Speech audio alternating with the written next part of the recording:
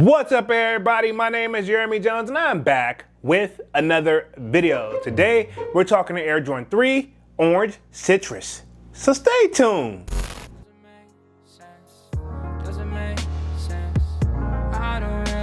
Got a lot of things changing in my life. Hoping one day I'ma get it all right. Brother is engaged, about to start a new life. Yeah, I haven't had a chill day. Really wanna vibe, appreciate the moments. I've been creating, not scrolling. Mom and dad still. Alright, man, I'm back with another video. Now, before I get too deep into this video, you already know what to do. Go and hit that like button. It really helps the channel out. And if you're new, consider subscribing. I made content about sneakers.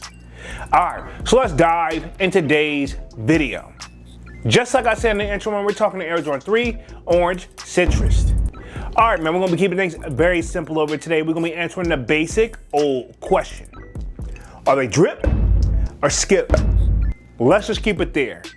All right, so first things first, these are set at least April 30th, to the best of my knowledge, coming in at a retail price of $205, right? Okay, and of course, you know the kid glanced at the resale price and right now look like they're averaging below retail at $156 and up, depending on the size, right? Okay, now, if you're like me, I see these on the sneakers app and looks like it's saying it's like a women exclusive sneaker, which usually it means only go up to a man size 10.5. However, I looked in the size bracket area and looks like they're actually going up to extended sizes. So I think these go up all the way up to a man size 14, right? Okay, so you're gonna get these across the board. Now, a reason a lot of people are probably already starting to talk about this shoe already, even though it's going below the market, because to be honest, this was also like a sample sneaker back in the day, right? I wanna say as early as like 2007, where it never released to the public, but the shoe did exist, right? I was like, I know I seen this somewhere, so I had to do enough little research and go down the rabbit hole.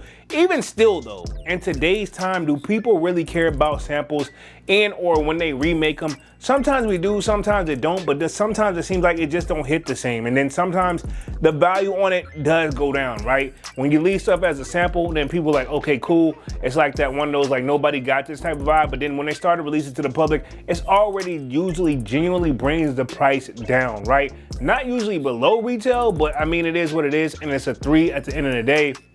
But overall, if you like the color orange, I don't see why not. Now on the back of these joints, we got a red Jumpman. I'm glad they didn't try to throw like a Nike swoosh on the back of the joint and make it seem like, you know, what I thought would be considered like a quote unquote OG type of thing. But I'm glad they didn't do that, right? Okay, but we got the red Jumpman on these right here.